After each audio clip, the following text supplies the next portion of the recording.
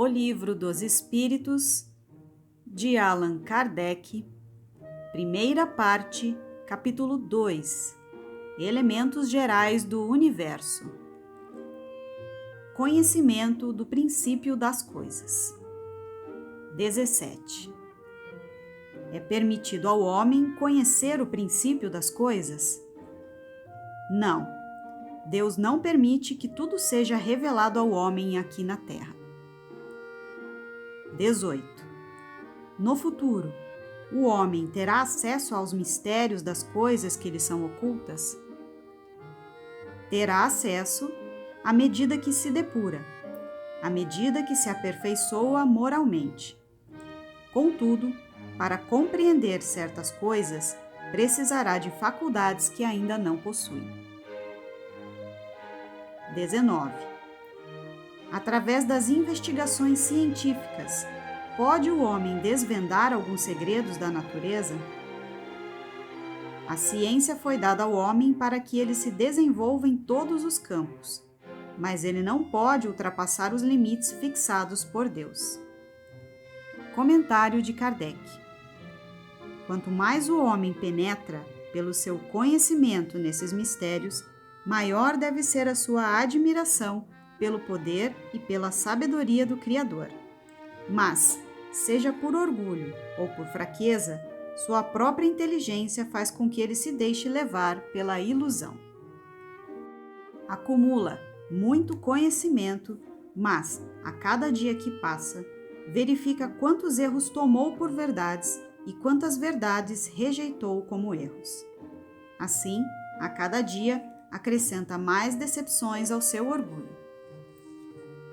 20. Além das investigações científicas, é permitido ao homem receber comunicações de ordem mais elevada sobre aquilo que não está ao alcance dos seus sentidos? Sim, se Deus julgar útil, pode revelar ao homem o que a ciência não consegue captar em suas pesquisas.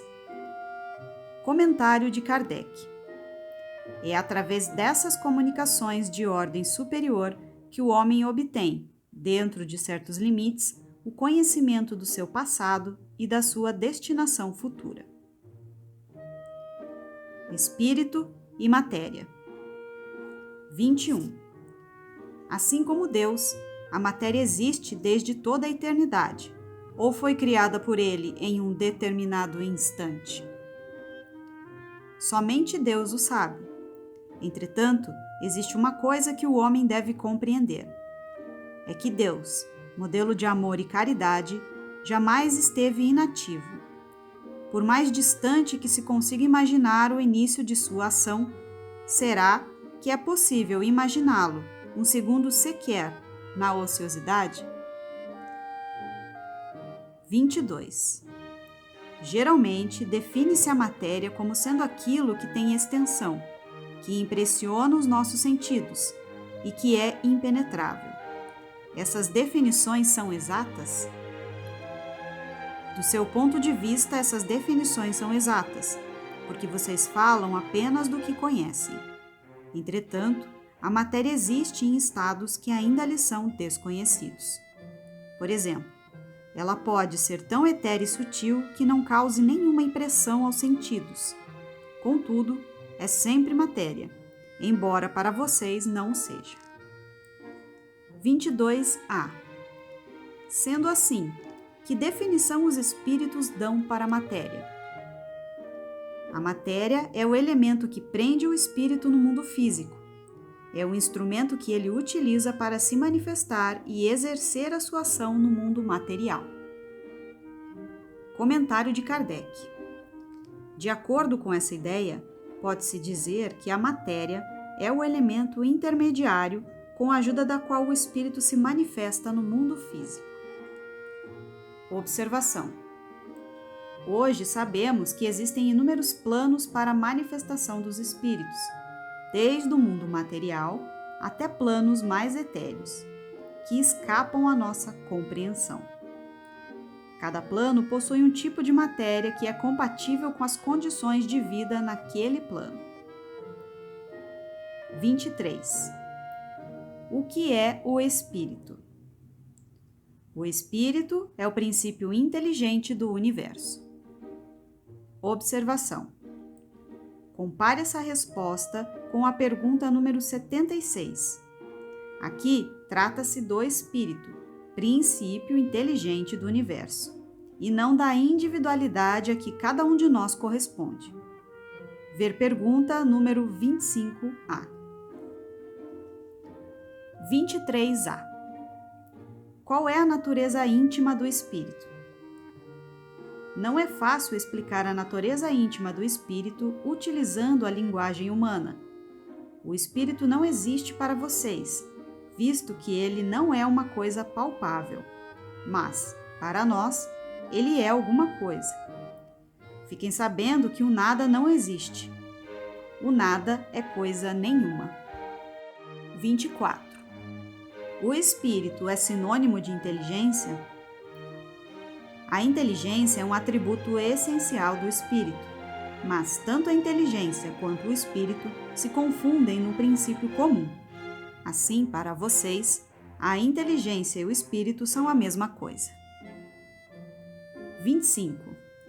O espírito é independente da matéria ou é apenas uma de suas propriedades, assim como as cores são propriedades da luz e o som é uma propriedade do ar.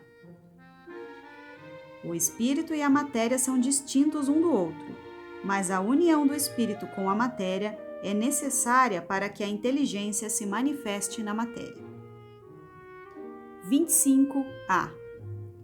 Para que o espírito se manifeste, é necessária a sua união com a matéria?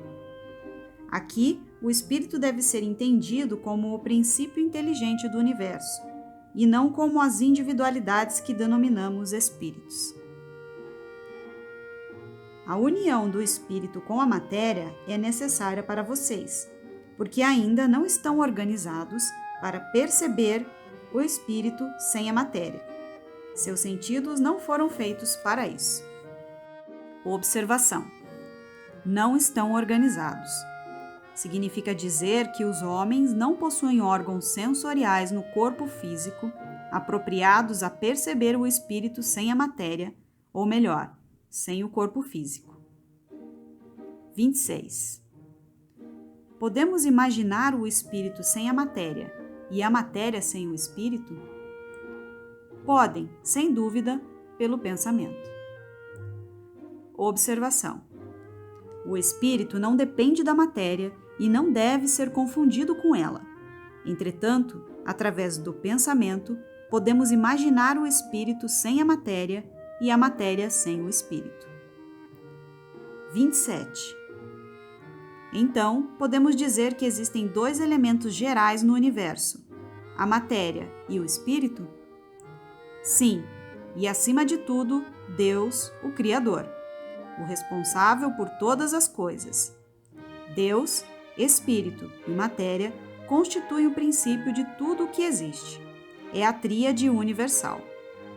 Porém, ao elemento material é necessário adicionar o fluido cósmico universal, que desempenha o papel de intermediário entre o espírito e a matéria propriamente dita. A matéria é demasiado densa para que o espírito possa exercer a sua ação sobre ela. Embora, sob certos aspectos, se possa classificar o fluido cósmico universal como elemento material, ele se distingue da matéria por possuir propriedades especiais. Se o fluido cósmico universal fosse realmente matéria, não haveria razão para que o espírito também não o fosse. O fluido cósmico universal situa-se entre o espírito e a matéria. Ele é fluido, assim como a matéria é matéria. Pelas inúmeras combinações com a matéria e sob a ação do espírito, o fluido cósmico universal é capaz de produzir uma infinita variedade de coisas das quais a humanidade conhece apenas uma mínima parte. O espírito se utiliza desse fluido cósmico universal, ou primitivo, ou elementar, porque ele é o princípio, sem o qual a matéria estaria em contínuo estado de divisão e jamais adquiriria as propriedades que a força da gravidade lhe dá. como, por exemplo, o poder de ser pesada. Observação: a matéria e o fluido cósmico universal constituem uma só grandeza, o princípio material. Além da matéria, existe o princípio inteligente, o espírito, que se constitui na segunda grandeza da criação. Acima deles está a causa de ambos, Deus. Apesar da matéria e do fluido cósmico universal serem a mesma coisa, eles estão em frequências vibratórias diferentes. Assim, a matéria é densa e ponderável, ou seja, pode ser pesada e medida, enquanto o fluido cósmico universal é etéreo e imponderável, isto é, não pode ser pesado nem medido, mas ambos podem ser considerados matéria em suas vibrações específicas. A consequência disso é que a gravidade, nessa faixa de vibração em que nos encontramos, torna-se relativa, ou melhor, pode atrair a matéria, mas não exerce atração sobre o fluido cósmico universal. 27. Seria o fluido cósmico universal aquilo que designamos pelo nome de eletricidade? Dissemos que o fluido cósmico universal pode sofrer inúmeras combinações. O que vocês chamam de fluido elétrico, fluido magnético, são modificações do fluido cósmico universal, que é, por assim dizer, matéria mais perfeita, mais sutil e que possui existência própria, ou seja, é independente. 28. Uma vez que o espírito existe, não seria melhor designar esses dois componentes do universo, a matéria e o espírito, pelas expressões matéria inerte e matéria inteligente, evitando assim mais confusões? As palavras pouco nos importam.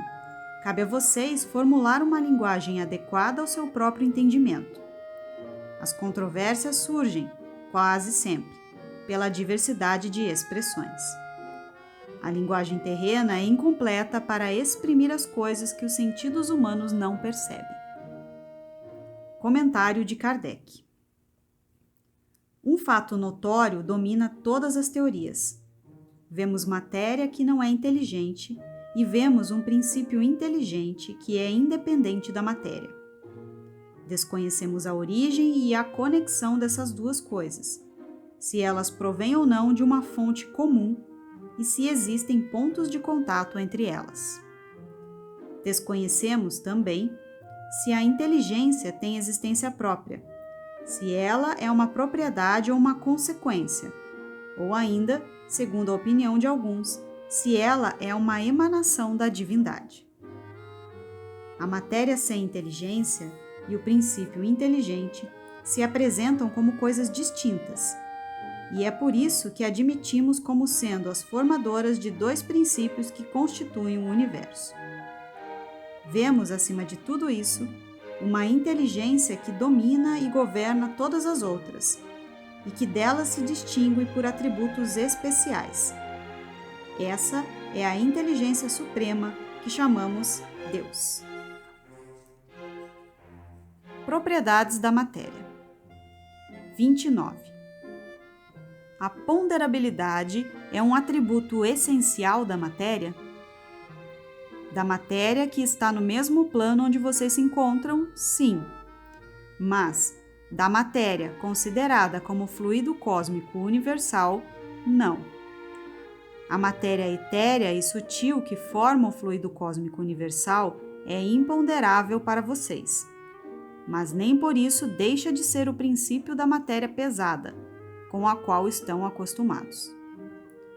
Observação: ponderabilidade é a possibilidade que se tem de pesar, medir ou quantificar um objeto material qualquer. Comentário de Kardec. A força da gravidade é uma propriedade relativa. Fora das esferas de atração dos planetas, não existe peso, assim como também não existe o acima e o abaixo.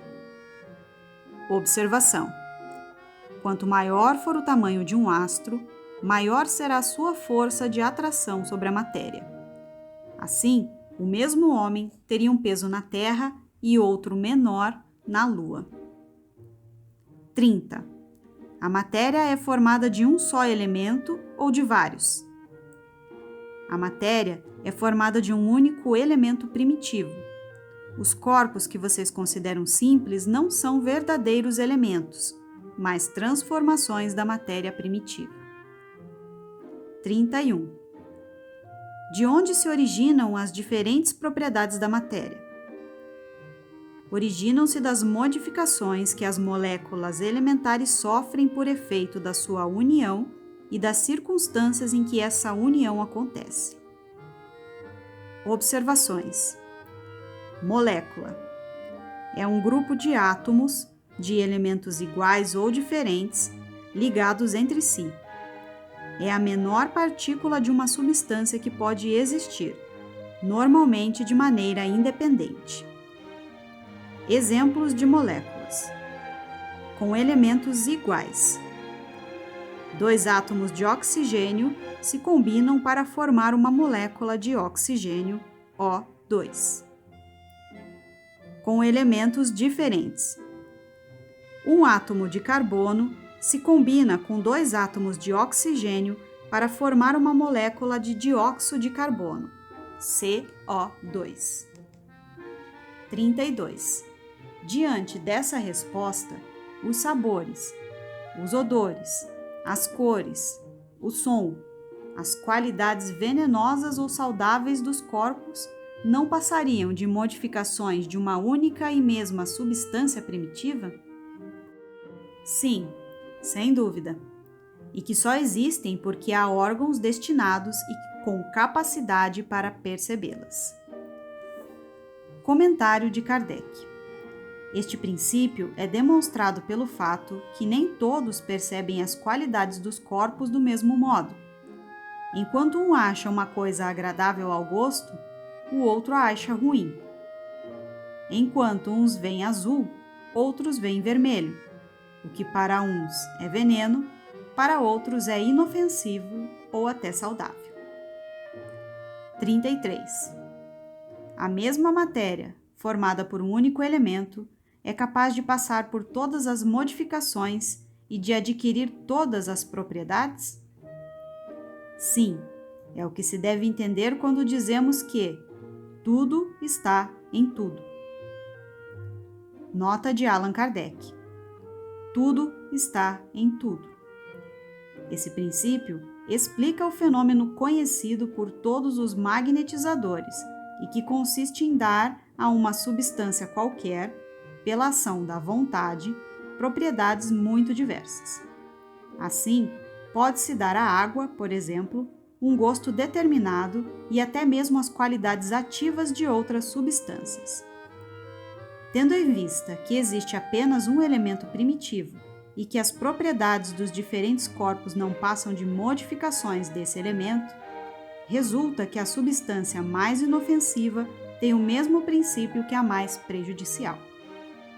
Desse modo, a água, que é formada de uma parte de oxigênio e 2 de hidrogênio, torna-se corrosiva quando duplicamos a proporção de oxigênio. A ação magnética dirigida pela vontade pode produzir uma transformação semelhante. Comentário de Kardec. O oxigênio, o hidrogênio, o azoto ou nitrogênio, o carbono e todas essas substâncias que consideramos simples são apenas modificações de uma substância primitiva. No atual estágio em que nos encontramos, só conseguimos conhecer essa matéria primitiva através do pensamento. Assim, esses corpos simples são, para nós, verdadeiros elementos, e podemos, sem maiores consequências, considerá-los como tais até nova ordem. Observações. Os químicos antigos diziam corpos simples em vez de substâncias simples. Estendiam as propriedades das substâncias aos corpos que elas formavam. Por isso, utilizavam a mesma designação para corpo e substância, pois o corpo, qualquer que seja a sua forma e dimensão, reflete evidentemente as propriedades inerentes à substância que o forma. Elemento químico é qualquer substância que não pode ser decomposta em outras substâncias mais simples através de reações químicas. No elemento químico, todos os átomos têm o mesmo número de prótons em seu núcleo, ou seja, ele é formado por átomos iguais. Substâncias simples são formadas por apenas um elemento químico e não podem ser decompostas em outras substâncias mais simples. Substâncias compostas são formadas por 2 ou mais átomos de mais de um elemento químico e podem ser decompostas em substâncias simples. 33A. Não parece que a teoria da existência de um único elemento primitivo dá razão para aqueles que só admitem, na matéria, 2 propriedades essenciais: a força e o movimento, e que todas as demais propriedades não passam de efeitos secundários, variando de acordo com a intensidade da força e a direção do movimento? Essa afirmação está correta, mas é preciso acrescentar, conforme a disposição das moléculas. Como ocorre, por exemplo, num corpo opaco que pode tornar-se transparente e vice-versa. 34. As moléculas possuem uma forma determinada? Sem dúvida, as moléculas possuem uma forma. Entretanto, essa forma não pode ser percebida por vocês. 34A. Essa forma é constante ou variável? É constante para as moléculas elementares primitivas, mas variável para as moléculas secundárias, que são somente aglomerações das moléculas primitivas. O que vocês chamam de molécula ainda está longe de molécula elementar. Observação: a expressão molécula elementar pode ser entendida aqui como sendo o átomo. A palavra átomo, na época de Kardec, não era tão difundida como é hoje. A expressão moléculas secundárias pode ser entendida como sendo uma aglomeração de partículas. Em 1857, quando o Livro dos Espíritos foi publicado, prevalecia a tese de que o átomo era indivisível, ou seja, a partícula última da matéria. Em 1897, 40 anos após a sua publicação, descobriu-se o elétron, que é uma partícula elementar do átomo.